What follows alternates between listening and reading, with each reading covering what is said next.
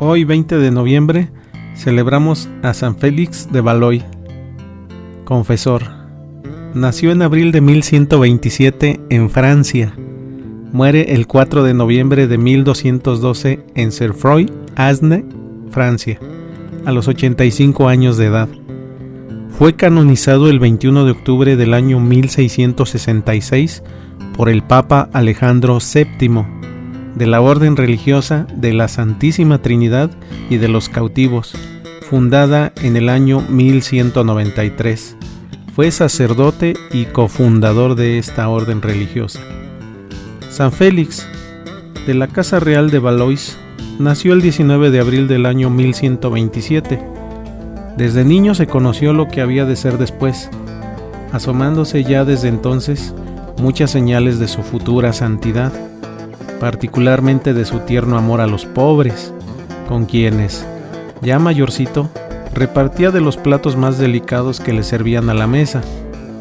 Más de una vez se despojó de su propio vestido para cubrir la desnudez de algún necesitado. Habiendo pasado sus floridos años en el ejercicio de la virtud, todos los pensamientos de Félix se convirtieron hacia la soledad, deseoso de entregarse enteramente a Dios y persuadido de que nunca se gusta más del Señor que cuando el alma totalmente se desvía y se aleja del mundo. Los gritos de éste no penetran al desierto, y no dejándose percibir de nosotros el bullicioso estrépito del mundo, entonces nos habla Dios al corazón, consistiendo en esta íntima comunicación de Dios con el alma, y del alma con Dios aquellas inefables dulzuras que las almas santas gustan ya de esta vida.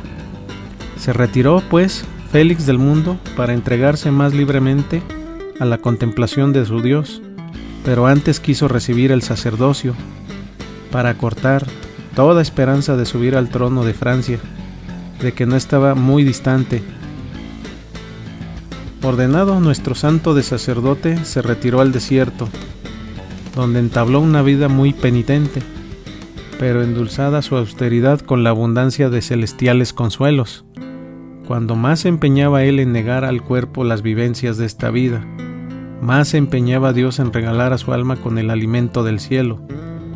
Se debilitaba aquel con el ayuno, y ésta se fortalecía con los dones del Señor. Así vivía Félix en la soledad, esperando acabar en ella sus días de esta manera, y reduciéndose toda ambición a vivir y morir en el desierto, desconocido a los hombres y entregado a Dios únicamente. Pero como eran muy diferentes los altos fines de la divina providencia, dispuso que se fuese al mismo desierto aquel que tenía destinado para compañero de Félix en la ejecución de sus intentos. Era un caballero provenzal, joven, teólogo y doctor de la Universidad de París, llamado Juan de Mata, el cual, movido de una visión que tuvo cuando celebró su primera misa, y noticioso de la virtud de nuestro solitario, fue expresamente a buscarle, para entregarse a su dirección y aprender en su escuela los caminos de la perfección a que se sentía llamado. Recibió Félix con amor al discípulo que le enviaba el cielo, y repartió con él los tesoros con que el Espíritu Santo le había enriquecido. Caminaban juntos por el camino de la perfección. Eran dos atletas que corrían a un mismo tiempo por una misma carrera, a un mismo término, y aspiraban igual premio. Animaba a ambos un mismo ardor, un mismo fervor, y era uno mismo entre ambos el amor a Dios, iguales uno y otro en la inclinación a mortificarse. Ningún medio omitían para contentarla. Su alimento era la oración, y Dios el único asunto de todas sus conversaciones. Así pasaron algunos años en una vida penitente y toda recogida en Dios, hasta que Juan declaró a Félix el pensamiento que el cielo le había inspirado en su primera misa, sobre dedicarse a solicitar la libertad de los cautivos cristianos que gemían bajo la esclavitud de los moros, los maometanos, expuesta su religión a un continuado peligro, Le refirió la visión que tuvo entonces en el oratorio del obispo de París, a la misma elevación de la hostia, representándosele en el aire un ángel en figura de un bizarro joven, vestido de blanco, y en el ropaje una cruz roja y azul, con dos cautivos diferentes de religión, cada uno a su lado, oprimidos, ambos en cadenas, levantando las manos como pidiendo con ansia que los librase de aquella opresión. Estaba Juan refiriendo a Félix esta visión y la impresión que había hecho en su alma, sintiéndose desde entonces abrazado en un incendio de celo por la redención de los cautivos cristianos que gemían bajo la tiranía de los infieles. Cuando los dos vieron venir hacia sí un corpulento ciervo, entre cuyas dos astas se dejaba ver una cruz, en todo semejante a la que se registraba en el ropaje del ángel que se había parecido a San Juan de Mata, a vista de aquel prodigio, no les quedó la menor duda de lo que el cielo quería de los dos, en orden a los cristianos cautivos, y desde el mismo punto comenzaron a pensar seriamente en los medios de poner en ejecución las disposiciones del cielo. Mientras tanto, a la fama de los dos santos solitarios había concurrido al desierto un gran número de discípulos que, dirigidos por aquellos dos grandes maestros de la vida espiritual, hacían maravillosos progresos en el camino de la virtud, de manera que en breve tiempo se formó una comunidad cuyo fervor nada cedía a las más numerosas y más antiguas. Confirmados nuestros santos con aquellos fervorosos reclutas en la resolución que habían tomado de dedicarse enteramente a la redención de los cautivos cristianos, determinaron pasar a Roma para declarar al Papa sus intentos y saber del oráculo visible del Espíritu Santo lo que debían ejecutar. Aún nuestro santo pasaba ya de 60 años. Quiso también ser del viaje y tener parte en el ministerio. Después de muchos días de oraciones, ayunos y rigurosas penitencias para que el Señor se dignase a echar su bendición a la empresa, dejaron el cuidado de la ermita a cargo de los discípulos más probados y de mayor confianza.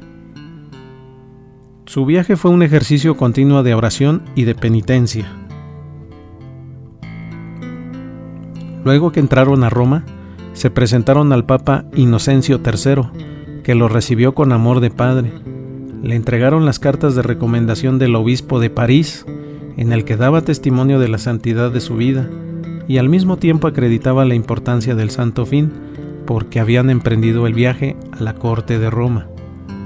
Les concedió el Papa ciertas audiencias, y habiendo consultado el negocio con una junta de obispos y de cardenales que formó para este asunto, examinado y aprobado el pensamiento, quiso su santidad aprobar también el instituto de aquella comunidad, y poco tiempo después la erigió en una nueva religión con el título de Orden de la Santísima Trinidad, Redención de Cautivos, cuyo primer ministro general fue nombrado San Juan de Mata. Volvieron a Francia, Juan y Félix, donde admitieron la donación que les hizo de un corto espacio de terreno que se llamaba Ciervo Frígido, y en él fundaron el primer convento que se consideró después como el principal y máximo de toda religión, habiendo formado San Juan de Mata la regla de constituciones de su recién nacida orden. Volvió a Roma, dejando encargado el gobierno del Ciervo Frígido y de toda religión en Francia a nuestro San Félix, su compañero, en aquella santa obra. Se multiplicaron los conventos por la bendición que echaba Dios a sus trabajos y por la liberalidad de muchas buenas almas que contribuían a sus bienes al mayor adelantamiento de la obra del Señor. Este convento de Ciervo Frígido recibió Félix un favor muy singular de la Santísima Virgen. La víspera de su natividad, antes de que se levantasen los frailes amaitines, velando el santo como acostumbraba y entrando en el coro, vio en él a la Reina de los Ángeles, con el hábito y la cruz de la orden, despidiendo brillantes resplandores, acompañándola multitud de espíritus celestiales en el mismo luminoso traje.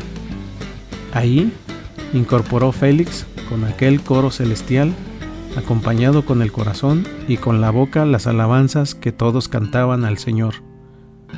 Un hombre tan favorecido del cielo. Parece que no debía estar más tiempo sobre la tierra, y así le previno un ángel que se acercaba a su muerte. Noticia gozosísima para quien el cielo, por decirlo así, acaba de acostumbrar a la armonía de su música divina. Estando para morir, el Padre convocó a sus queridos hijos, y habiéndolos exhortado a todos a la caridad con los pobres y con los cautivos, lleno de años y de merecimientos, pasó de esta vida transitoria a gozar de la eterna en el seno de Dios. Murió el día 4 de noviembre del año 1212, a los 85 y 7 meses de edad. El Papa Beato Inocencio XI, por un breve de 30 de julio de 1679, trasladó su fiesta al 20 del mismo mes, mandando que se rezase de él en toda la iglesia.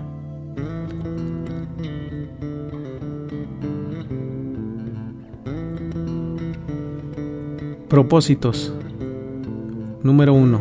Asombro es que, conviniendo todos los peligros de nuestra salvación, que por todas partes nos cercan, se viva, sin embargo, con tanta seguridad y sin el menor temor en medio de esos peligros. ¡Qué error! ¡Qué desvarío! ¡Qué presunción! ¡Qué locura! Por más seria que sea tu voluntad y por más firme que te parezca la resolución de resistir las tentaciones, desconfía de ti mismo. Huye con el mayor cuidado de los peligros. Haz continuamente centinela contra tu propio corazón. Mira que casi siempre se burla de los que se fían de él.